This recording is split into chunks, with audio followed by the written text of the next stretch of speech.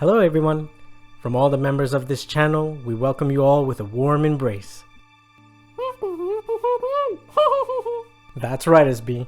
Welcome to the channel's first official unboxing and review episode.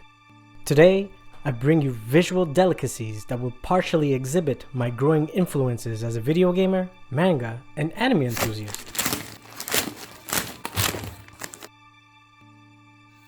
Pulled out as fragments of my own recollection and taking form as physical manifestations amongst a myriad of baffling art styles that beg a curiosity, I've acquired these 4 treasured displates for this episode's unveiling, and each have their own pedestal in my heart. But what kind of displates did you get, you might wonder? What exactly is in there? Well, how about we find out together. SB, care to do the honors?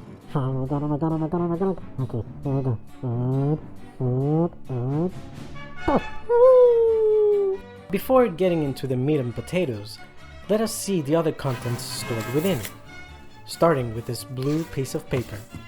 Here's 31-year-old Owen, sharing with us over a dozen of his own private, tasteful collection, providing us with a peek, a bit of an insight of his individuality. Also including with it are 3 creatively comical stickers and a discount code valid for the next 30 days. Hang on a minute. But how do you actually hang them up the wall? Well, it's simple. Behind each displate is a cleaning wipe, an assembly guide, and a strong, thick magnet. Open the guide and you'll find a sticky leaf and simple step-by-step instructions. However, follow the instructions to the letter. Do not hasten or skip the process in your eagerness. Additionally, Displate warns you that the leaf and magnet are not intended to work on structured poor quality walls, so please be mindful of that. As previously stated, we have 4 displates. All are medium size with a matte finish and no decorative borders. This is their base model with a price tag of $44 US each. Thankfully, Displate constantly have specials, and the more you buy, the more you save, and we seized our opportunity at a 30% discount. Initiating this palpitating moment and taking out from Hidetaka Miyazaki's Dark Souls, The 4 Knights of Gwyn.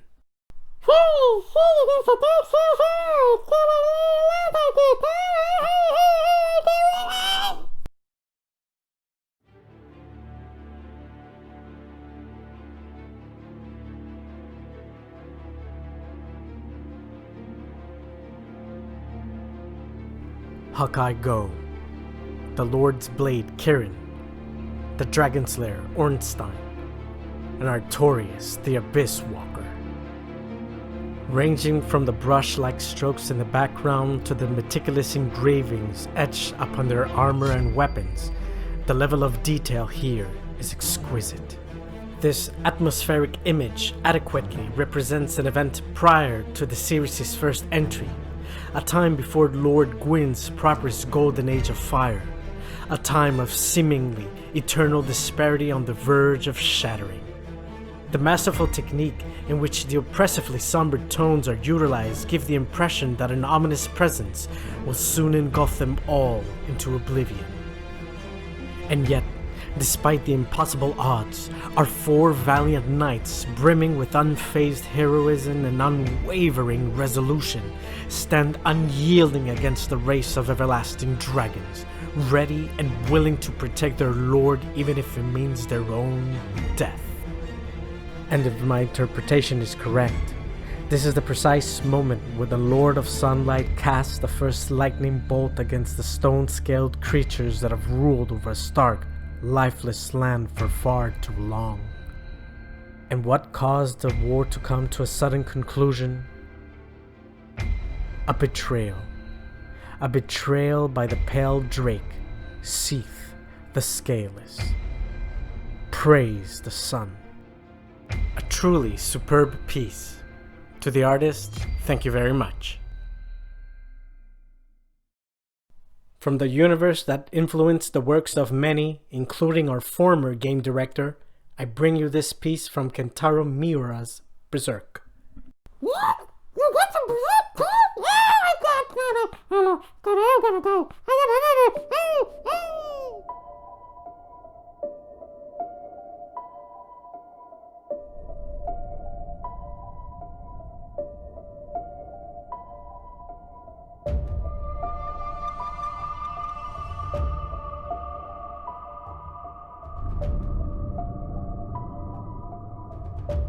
Guts, former captain of the Band of the Hawk, is perfectly encapsulated in his unsuppressed element.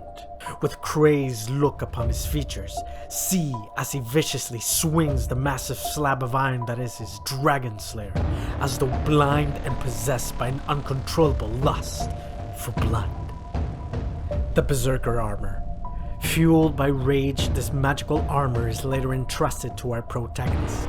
It augments his combat abilities to unheard of magnitudes by subduing his physical and psychological limiters that prevent severe bodily harm at a cost. Griffith, the ascending catalyst that changes everything, and former commander to our protagonist. Present for the Eclipse Festival are these grotesquely malformed inhabitants of the astral realm, but more importantly, the ones most eager to embrace their newest kin amongst their godly ranks and at long last complete the god hand are Void, Slang, Ubik, and Conrad. A word of caution: should you find the brand of sacrifice seared upon your flesh, you're dead. To the artist, thank you very much. From Akira Toriyama's world of Dragon Ball, I bring you the saying that according to folklore appears once every millennia. You got some Broly. You got that. No, I can't take this. The fight is for real. Got that.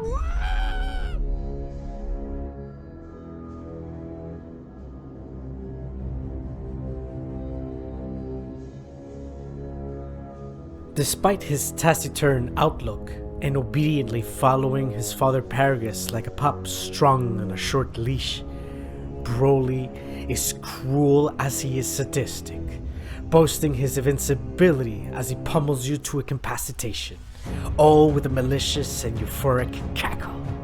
He scoffs at your best efforts, smiles at your agony and hopelessness. The legendary Super Saiyan nearly stood victorious against our heroes and left an everlasting impression within all that survived the encounter. While his backstory was severely lackluster in his original iteration, his modernized version paints a new facade to the crazed Saiyan. Now more as though an uneducated caveman, he becomes a more sympathetic character, all while keeping the spirit of his savagery intact and further improving on it in a way that we have never witnessed before. But the one thing that both versions of him are clear on is his lack of self-control. Once he engages into battle, there is very little anyone can do to stop him. He is simply a force to be reckoned with. There's a lot more I wish to say about this particular character due to his reworked version, but that is a story that I have reserved for you for a future unboxing. For now, let us just bask in the marvelous glory that is this gargantuan beast. To the artist, you are awesome. Once more from the same universe of Dragon Ball, comes the one and only saying that nearly everyone in the anime manga community cherishes dearly. Yes,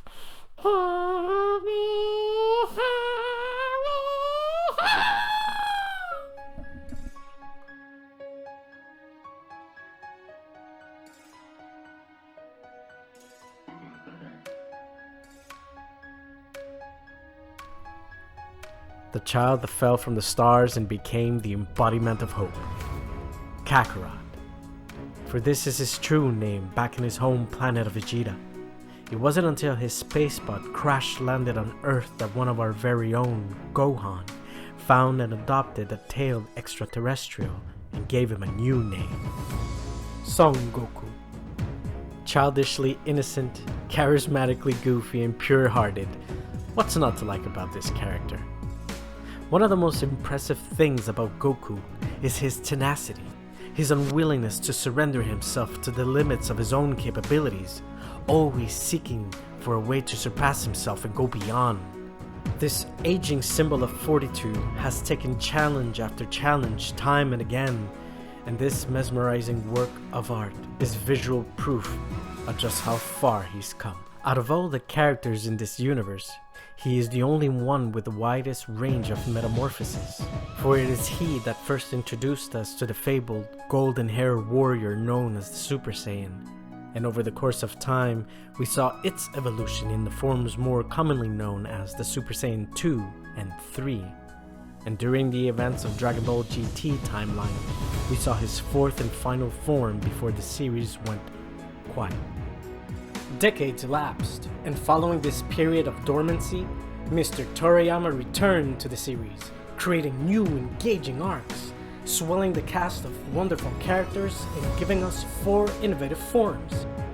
The Super Saiyan God form, or Super Saiyan Red, its evolution, the Super Saiyan Blue, the Ultra Instinct, and the one he has only finally acquired and made it his own, the Mastered Ultra Instinct. The more I gaze at this artful tribute, the more the historical events of the past vividly resurface to the present, and as I smile remembering all that transpired over the years, I give my sincerest gratitude to the artist. As much as I would like to say that they are perfect, my Displates came with a couple of imperfections. Bits of paint is missing, but nothing that deters my appreciation for them. And that wraps up our unboxing experience. I know, my little princess, I'm tired too. But before we leave you, I would like to ask you something. Which of the following 2 would you want to see first? The mystery box from Sideshow, or a mystery figure from this universe? I am your narrator Stone, along with your host SB, and is this plate worth it? If it's something you cherish deeply as much as I have, and you have the budget for it, go for it. It's your world too, isn't it? Thank you very much for watching. I hope you enjoyed this first episode. All the blessings from us to you, and until the next unboxing.